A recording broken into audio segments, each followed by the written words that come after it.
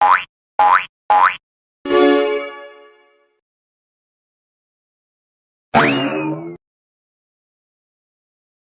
خلاص انتهيت من كل واجباتي وذاكرت كل دروسي. دلوقتي اقدر استأذن ماما اروح عيد ميلاد صاحبتي فيروز. ايوه اكيد جايه، يلا استنوني هستأذن ماما وجايه. ده عيد ميلاد فيروز صديقتي، يا ترى اجيب لها هديه ايه؟ هروح استأذن ماما الاول اني اروح عيد ميلادها. ماما النهارده عيد ميلاد فيروز صديقتنا ولازم كلنا نروح، بعد اذنك اروح مع اصحابي؟ طبعا يا رودي، فيروز صديقتك دايما معاكي في كل الاوقات ومش بتسيبك ابدا، وانتي لازم تشاركيها لحظاتها السعيده دي. اتفضلي روحي يا رودي، بس خدوا بالكم من نفسكم. حاضر يا اجمل ام في الدنيا، سلام، ربنا يستر. ماما انا كده انتهيت من كل واجباتي ودروسي، ممكن اروح عيد ميلاد صديقتي فيروز؟ حبيبتي ليان مفيش مشكله، بس خدوا بالكم من نفسكم. حاضر يا ماما، سلام، اوعي تتأخري. حاضر يا ماما، ربنا يستر. يلا يا بنات بسرعة، اتأخرنا على عيد ميلاد فيروز. يلا بينا. قولولي يا قبلة، يا ترى انتوا جبتوا ايه هدية لعيد ميلاد فيروز؟ انا جبت لها ساعة جميلة جدا هتعجبها جدا، وانا جبت لها عروسة هتعجبها قوي. ساعة وعروسة؟ ليه مش جابولي زيها ساعة وعروسة في عيد ميلادي؟ هاي يا ليان، وانت جبت هدية ايه؟ انا ما جبتلهاش حاجة، فيروز غنية وعندها حاجات كتيرة جدا ومش محتاجة هدايا من حد.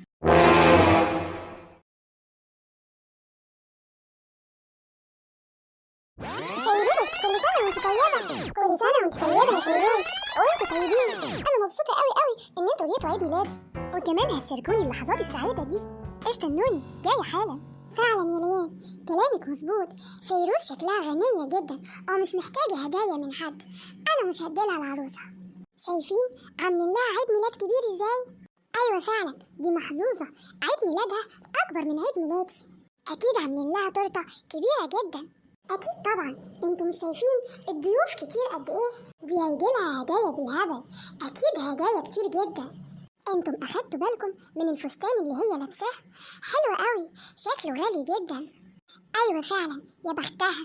كنزي، ليان، رودي، يلا بينا بسرعه هنجيب التورته ونطفي الشمع. قد ايه انا سعيده جدا انكم هتشاركوني اللحظات السعيده دي في حياتي، واحنا كمان يا فيروز مبسوطين جدا.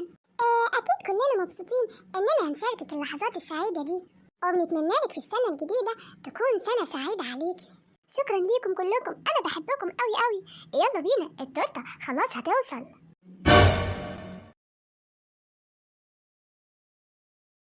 كل دي تورته، دي كبيره قوي. يا بختها، دي شكلها غاليه جدا، دي قد تورته عيد ميلادي 10 مرات. فعلا انا تورته عيد ميلادي ما كانتش بالحجم ده. يا محظوظه يا فيروز، يا بختك. يلا بينا يا اصدقائي، تعالوا ساعدوني علشان نطفي الشمع مع بعض.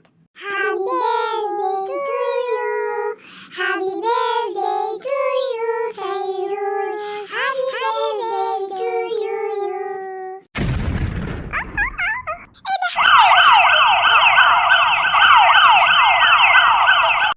الحمد لله على سلامتك يا فيروز، الحمد لله جت سليمة. ايه اللي حصل بس؟ كل حاجة كانت ماشية تمام، وكنت عامل لك عيد ميلاد جميل جدا. فيروز ألف سلامة عليكي، طمنا عليها يا عمو، ايه اللي حصل لها؟ الدكتور بيقول حالتها خطيرة جدا. انا مش عارف ايه السبب، فجأة وهي بتطفي الشمعة النار ولعت ومسكت فيها. ايه السبب؟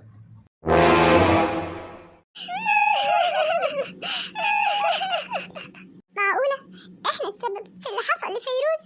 ليه لا، احتمال كبير يكون احنا السبب. احنا اللي حسدناها وفضلنا نقول عليها غنية وفستانها غالي والتورته بتاعتها كبيرة جدا. احنا السبب، كان لازم نقول ما شاء الله. صعبان عليا قوي. ماما انا حكيت لك كل اللي حصل في التليفون. ماما قد ايه انا وحشة جدا وزعلانة من نفسي جدا. انا حاسة ان اللي حصل لفيروز النهارده ده كان بسببي. صح يا ليان، كان بسببك، وانتي واصحابك كنتوا سبب كبير جدا في اللي حصل لفيروز ده. قال رسول الله صلى الله عليه وسلم: إذا رأى أحدكم من أخيه أو من نفسه أو من ماله ما يعجبه فليباركه فإن العين حق.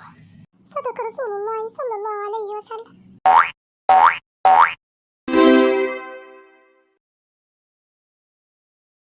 زيزي، سمعتي عن الخبر الجديد؟ أيوة يا بنتي، دي المدرسة كلها عارفة، بس أنا زعلانة جدا. مس هالة كانت إنسانة كويسة جدا وأنا كنت بحبها أوي أوي. أنا كمان كنت بحبها أوي أوي.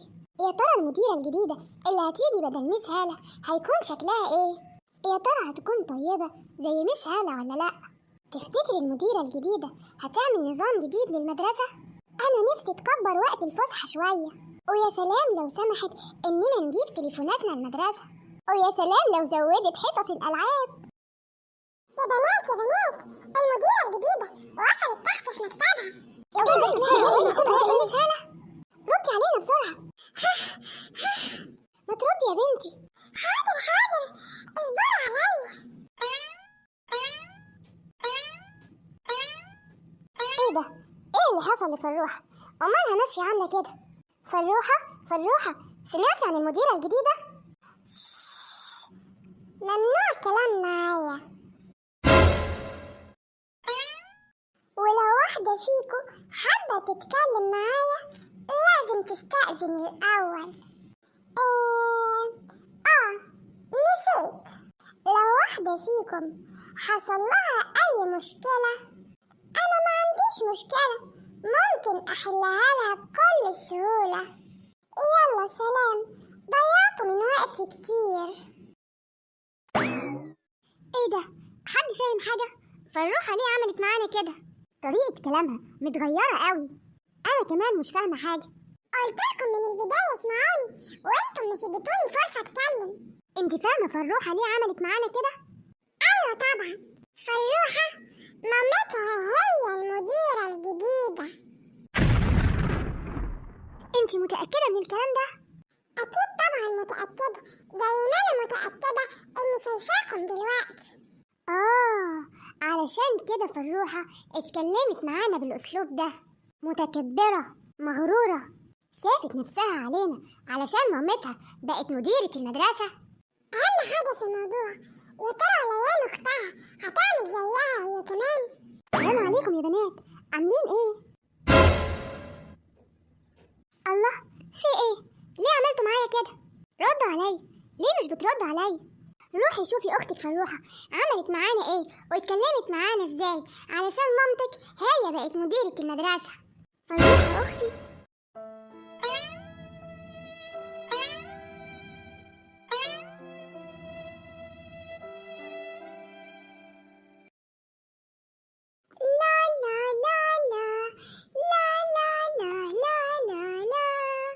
فروحة، ممكن أعرف إيه اللي عملتيه مع صاحباتنا ده؟ ممكن تهدي وانت بتكلميني وتفهميني إيه اللي حصل بالظبط ومين ضايقك في المدرسة؟ أنا اللي عاوزة أفهم، انت عملتي إيه مع صاحباتنا؟ خلتيهم كلهم متضايقين مني ومحدش فيهم عاوز يكلمني. إيه اللي انت بتقوليه ده؟ مين فيهم تقدر تكلمنا بطريقة وحشة؟ هما ما يعرفوش إن مامتنا هي مديرة المدرسة ولا إيه؟ أنا هوريهم. فروحة إيه اللي أنت بتقوليه ده؟ هو علشان مامتنا بقت مديرة المدرسة نتعامل كده مع أصحابنا؟ بس أنت يا بنتي، أنت مامتك بقت مديرة المدرسة، يعني الكل هنا لازم يحترمك. احترام الناس لبعضها لازم يجي بالحب، مش بالإجبار ولا بالخوف ولا بالسلطة. يوه، أنت طول عمرك كده ما بتستغليش المواقف. لا يا فروحة، أنا ما بحبش أستغل المواقف، أنا عاوزة الناس تحبني وتحترمني علشاني أنا وبس، مش علشان خايفين مني. يوه، أنت الكلام معاكي مش بيجيب نتيجة. عامة أنت حرة في تصرفاتك، وأنا هروح أصالح أصحابي وماليش دعوة بيكي. إيه ده؟ عبيطة دي ولا إيه؟ مامتها تبقى مديرة المدرسة وهي اللي تروح تصالح أصحابها؟ دي عبيطة جدا.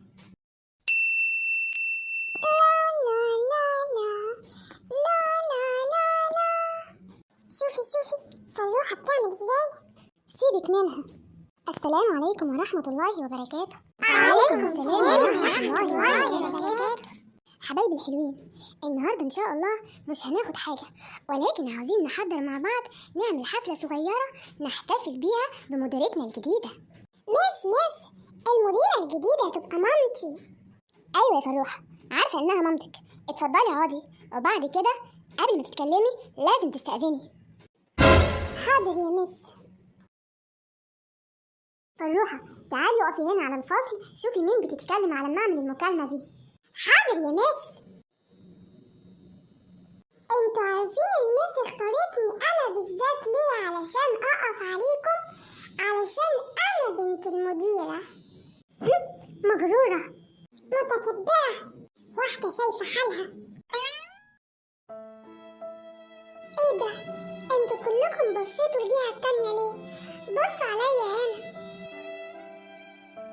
هو في ايه؟ انتوا مش بتكلموني ليه؟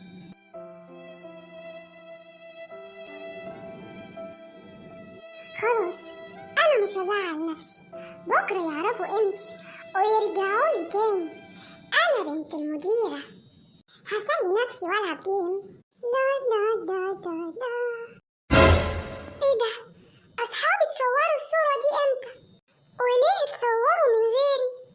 وكمان اختي ليان معاهم. الصوره جميله قوي، بس ناقصاني، انا مش موجوده في الصوره. انا شكلي زعلتهم مني قوي، كلهم مش بيكلموني، وانا بقيت لوحدي في المدرسه، محدش بيكلمني خالص خالص. ايه اللي انا عملته في نفسي ده؟ انا خسرت كل اصحابي. فروحه، نعم يا ماما. انا عرفت بكل اللي عملتيه النهارده في المدرسه. فروحه حبيبتي، مش معنى ان مامتك او باباكي شغالين في المدرسه اللي انت فيها يبقى ليكي مكانه اكبر من زمايلك. كلكم في المدرسة زي بعض، ولازم تتعاملوا معاملة واحدة زي بعضها. كلنا واحنا صغيرين عانينا وتعبنا من فرق المعاملة بين ولاد المدرسين وبيننا. دايما كانوا يجاملوا ولاد المدرسين ويعاملوهم معاملة مميزة عن باقي التلاميذ اللي في الفصل، وطبعا ده خلق جو من الغيرة والحقد بين الطلبة وبعضها. علشان كده يا ريت ما نحاولش نكرر نفس اللي وقعنا فيه واحنا صغيرين. مش علشان انا بقيت مديرة المدرسة اللي انت فيها يبقى لازم تتعاملي معاملة مميزة عن باقي زمايلك. لا، كلكم زي بعض، هتتعاملوا معاملة واحدة.